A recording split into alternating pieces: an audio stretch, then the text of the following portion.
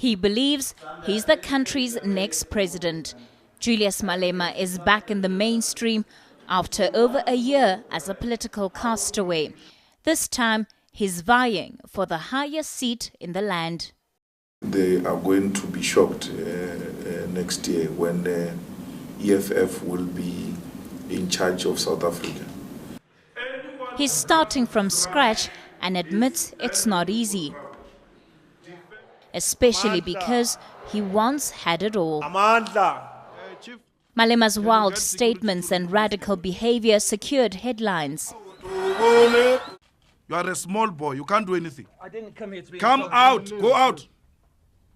You bloody agent. If I speak Helen Zille smiles, I'll get worried. The racist girl, every time I speak, she must be angry. But the ruling party couldn't take it when it was on the receiving end of the former Youth League leader's insults and kicked him out. What made him an attraction, his critics say, also caused his downfall in the ruling party. So I'm not going back to the ANC. I'm not even thinking about going back to the ANC. I also don't miss them. Though his political colors have changed, his rhetoric remains the same. The ownership of the land is the beginning of everything else. If you don't have the land, you will never achieve anything. Political analyst Obri Machiki says tone and language will be critical in determining the EFF's success. The voters seldom gravitate towards any extreme, towards the right or towards the left. So the economic freedom fighters should be careful. Within the ruling party, Malema was seemingly never short of supporters. His lifestyle was flamboyant and he was known as a big spender. These days, he's dressing down. His time is mostly spent in impoverished communities who are in protest against lack of service delivery.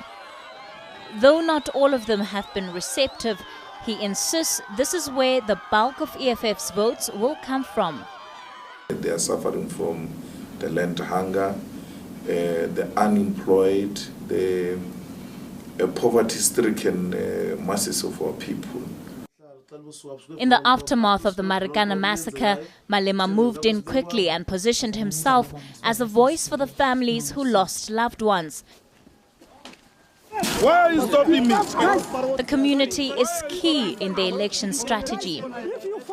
But without friends in high places, the EFF is struggling financially and have had to postpone their launch several times.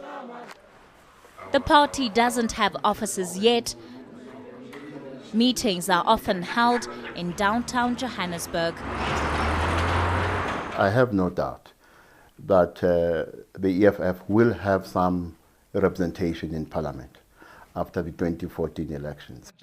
But before we get to the 2014 elections, Malema will have to answer to charges of money laundering. His trial has been set down for the 18th of November in Polokwane. I'm coming before the nation with a very clean record. The crooks are running the country.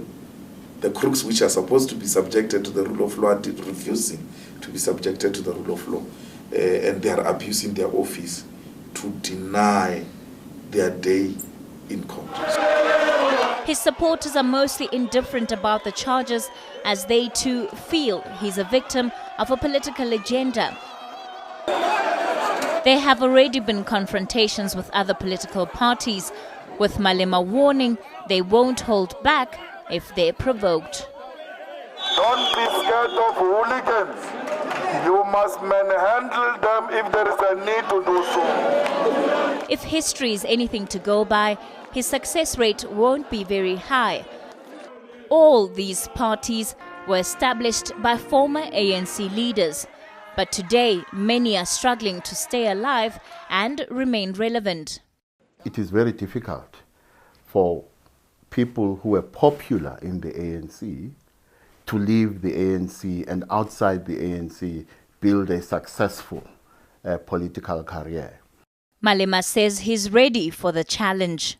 I'm not going to behave like a cheese boy and say, oh, this is too much. No, too much for what? go and cook in the kitchen if you are not for revolution. They are to happen. So deal with them as they are. Don't want cry babies here. We want revolutionaries.